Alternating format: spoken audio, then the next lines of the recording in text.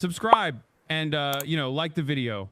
Or it's people who make pro-Palestinian content. They straight up like there are still accounts on there that make pro-Palestinian content, and I'm pretty sure that they have created like a self-contained bubble. I think it's kind of like I think it might be that way on Twitter as well.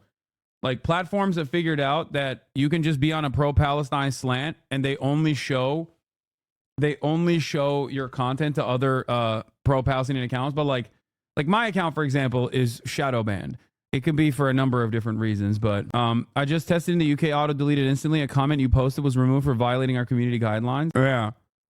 So they basically quarantine you into like a pro-Palestinian slant in general, but also on top of that, they are very, very censorious. I mean, they've taken out entire accounts and have forcibly restored them after like a lot of backlash. There are still accounts that are like perma banned.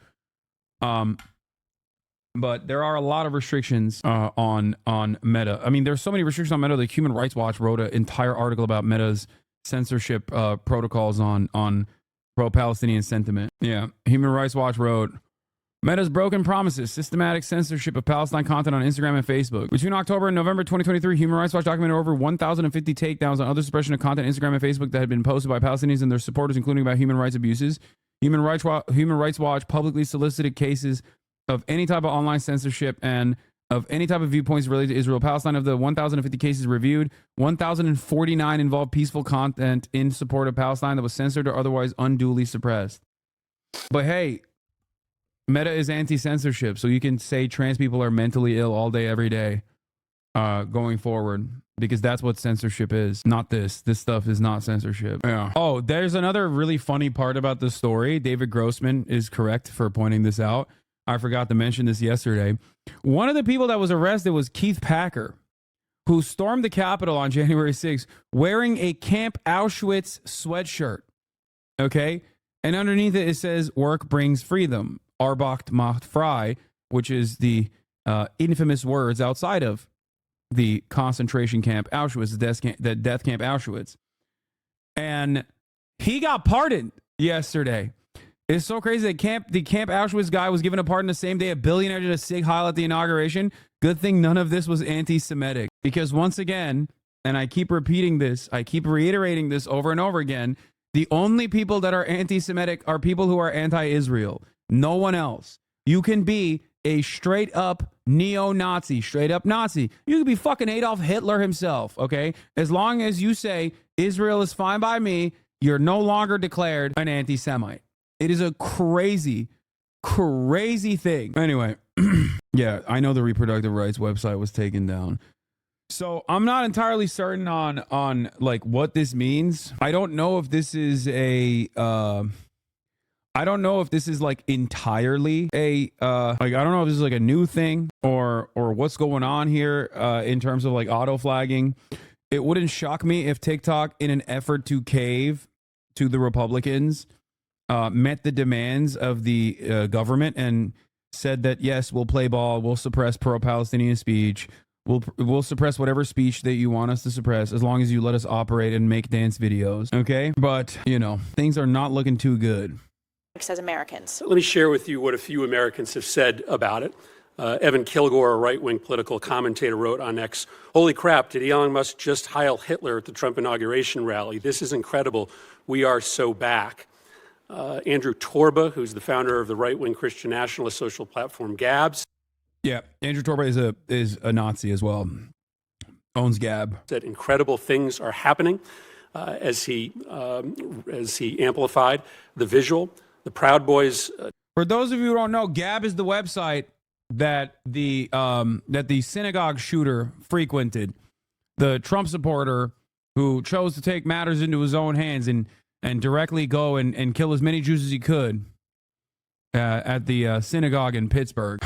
He openly detailed why he was shooting Jewish people. He did so because he thought that Jews were responsible for all of the immigration caravans. Gab with a B, not G-A-P. Gab Gab. It is a neo-Nazi website that I feel like has fallen out of fashion because all the neo-Nazis went back to Twitter after Elon Musk, the person that Chris Murphy is calling out here, who did a Heil Hitler salute yesterday, unbanned them. A chapter in Ohio posted the clip on a Telegram channel with the text Heil Trump. A chapter of the white nationalist group White Lives Matter posted it on Telegram. Thanks for hearing us, Elon. The white flame will rise again. I could keep going.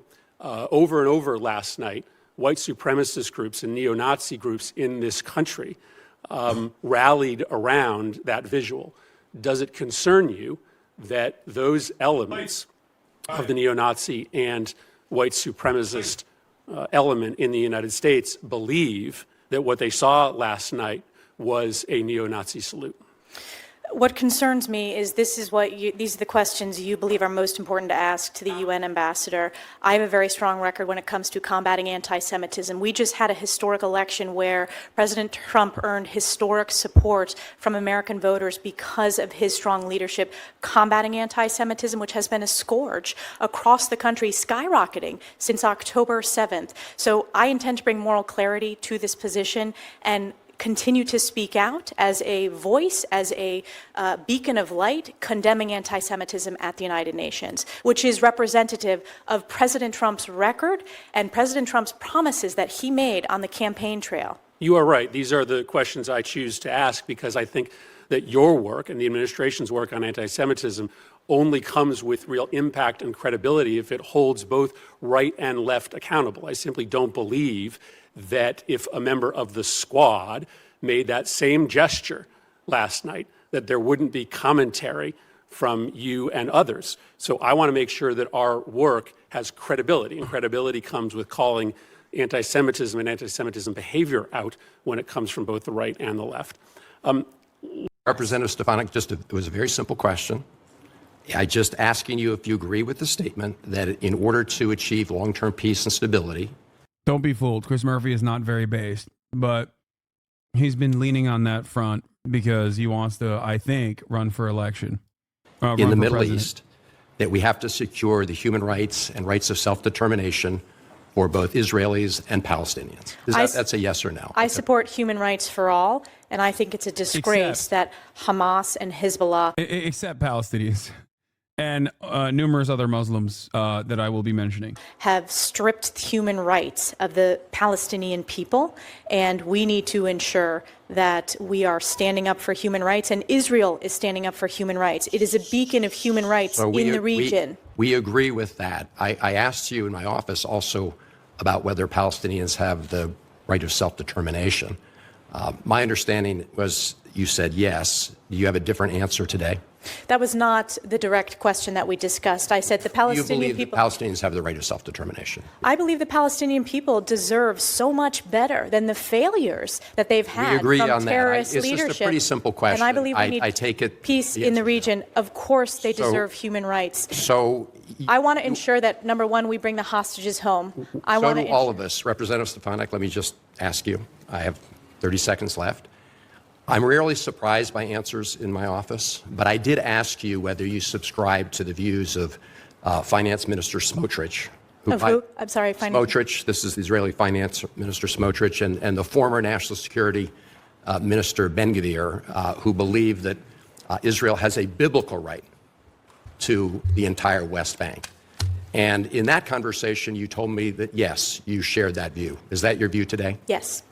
Okay. I think when it comes to this very difficult issue, if the president is going to succeed at bringing peace and stability to the Middle East, we're going to have to look at the UN Security Council resolutions, not just the ones on Lebanon, which we should enforce, but other UN Security Council resolutions. And it's going to be very difficult to achieve that if you continue to hold the view that you just expressed, which is a view that was not held by the founders of the State of Israel, who were secular Zionists, not religious Zionists. Thank you, Mr. Chairman. In another of his executive orders, President Trump has revoked sanctions. Trump defines sex Oh yeah, define sex as fetal sex at conception. Fetal sex isn't determined until 7 weeks. Everyone is female until about 7 weeks, so we're all trans apparently. Lamau. Yeah, I mean it doesn't really matter what he says. The point there is to just harm trans people. Secretary of State Marco Rubio's memo to U.S. diplomats leaked to me. Rubio calls for curbing mass migration, stopping censorship, and prioritizing truth. Eliminating DEIA. What is the A? DEIA requirements, programs, and offices throughout the government. Are they adding extra stuff to it? Like they're doing like LGBT? Wait. Oh my God. Is A accessibility? Oh my God. Oh my God. Did they pick this up recently where they're just like thinking, they're just now saying that accessibility is woke too? Dude, I don't understand. Like what? So what happens to like Greg Abbott? You know what I mean? He's a governor, but we just kick him? Like what? Like, you know what's really woke, guys? Ramps for people in fucking wheelchairs. Like what is happening? I know I shouldn't have used Greg Abbott as the argument here to defend people who are disabled, but because I know that there's not a lot of sympathy for him and from myself included, but as the Office of DEI and Accessibility, there's tremendous talent and expertise in this department. I have seen it firsthand in missions across the globe, and upholding strict meritocracy is essential to securing our nation's future. DEIA department, or not department, sorry, diversity, equity, inclusion, and accessibility requirements, programs, offices throughout the government. I don't make ramps stairs again. Dude, what a bold agenda from the incredible minds, dude. It's wasteful. It's wasteful to build ramps everywhere, and it's ugly. We need stairs. We need more stairs, please. Section 12. All that too ends today. This department will forever stand in support of the defense of America's natural and First Amendment rights to free speech. We will combat genuine enemy propaganda, but always try and only with the truth. That America is a great and good, just country. People who's... Dude, this is the funniest thing. They always say we're going to combat, like, we're going to defend free speech, but also we'll fucking kill you if you say America's bad. You should go to jail. If you say America's bad, you will go to jail. We're going to throw you in jail in direct violation of the free speech. Okay? You're going to jail, man. We're throwing your ass in jail. If you say anything about America or about, God forbid, Israel, stopping censorship and prioritizing the truth. During Cold War, the State Department took the lead in combating malign propaganda from hostile states and in promoting an accurate, positive picture of the United States. These efforts were expanded, if with different emphasis, after September 11th, 2001. But in recent years, whether from an excess of zeal or misguided attempts to control discourse, these activities fundamentally changed. Under the guise of combating mis- and disinformation, agencies and programs of our government, including in this department, have engaged in censorship, suppression, and misinformation of their own. I'm telling you right now, they are going to start punishing speech that they do not think corresponds to American values. Speech like, old boy here, okay? Pro-Palestinian, not allowed. Okay. Anti-Israel, not allowed. Pro-China, ooh, extra not allowed. Get out of here. All in the interest of defending the values of free speech. You seriously need to back up the Twitch? I am the most defended here. Okay. People who are still actively trying to get me banned off this platform by trying to work with members of Congress, as a matter of fact, who have already worked with members of Congress. Very same people who are currently a little too busy trying to combat litigation against them for distributing people's sexual materials without their consent, have tried to take me off this platform aggressively, okay, in collaboration with the likes of Ethan Klein, as a matter of fact, who is also still actively working to do this. So if I'm banned off Twitch, or just like if I can no longer even have a platform here, I'm cooked anyway. I don't know where I would go. Bro hasn't moved on yet. I thought he would have, for his own sake, for his own mental health, really, and for his own career. But I don't know. I don't think so. Focusing on this petty shit for them opens up a lot of time and space for us to make strategic moves. What do you mean? I learned new things about Destiny from you, and it's never good news. I mean, I rarely ever cover Destiny on this broadcast, but this is moving beyond the point of like petty drama or whatever into criminal liability. So, you know, I don't know. What did he do? What hasn't he done? Here is r/YouTube drama that has at least like some semblance of a summary of what happened. Okay. This morning, both President Sunday and Copacy released hit piece videos on Destiny. President Sunday's video here, Copacy's video here. Both of these videos discuss Destiny's behavior regarding his treatment of sexual partners and the ongoing scandals surrounding leaked DMs, photos, and videos of sexual nature. Destiny has found himself in a couple scandals regarding sharing nude photos and other materials such as videos/sex tapes without the consent of individuals/partners who appear in them.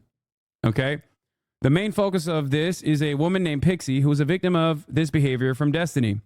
In the videos, there are leaks of messages between Not So Erudite and Pixie discussing potential compensation from Destiny for distributing the sexual material she appeared in, as well as the draft of Pixie's statement regarding the situation. It turns out that Pixie was someone who was an orbiter of Destiny's, who unfortunately hooked up with Destiny. They filmed the process, and I believe that filming was consensually done at the time. But then Destiny kept those videos and sent it to other people, from what I understand. Other people that he was trying to hook up with, other girls that he was trying to hook up with, including this one 19-year-old. And then this 19-year-old's account either got A, hacked, okay, or B, one of their 19-year-old's friends actually revealed all of this information to the world. And that's how you found out about the infamous video of Destiny sucking a dude off, which people suspected was Nick Fuentes. And Destiny leaned into it possibly being Nick Fuentes. And a lot of people thought, well, that's really weird. Why is he taking ownership over that? Well, it turns out there was a nefarious purpose behind why he was taking ownership over that. Because if everyone focused on Destiny being gay, okay, then no one would realize that Destiny was most likely sending nudes and sex tapes that he had actually filmed without permission of the other parties involved to random people online to showcase his sex resume to random, 19-year-olds online that he wants to fuck. Now, that's technically, I believe, I'm no big city lawyer, but revenge porn territory. Does he need permission? The answer is yes. What a stupid question. What are you talking about? You can't film a sex act with someone and then distribute that sex act randomly to other people. What? Hello? Are you okay? Asking this question, especially in this moment where Pixie, the wronged party, who used to be a fan and friend of Destiny's, has released a statement publicly on Twitter stating she's a victim of revenge porn and will be suing Destiny for this. Her longer statement includes her history with Destiny and her side of the story. She's literally in the process of litigation. This notably has been shared by Destiny's ex-wife, Melina, as well as Lonerbox, who is stated to be Pixie's boyfriend and recently announced he would be leaving streaming.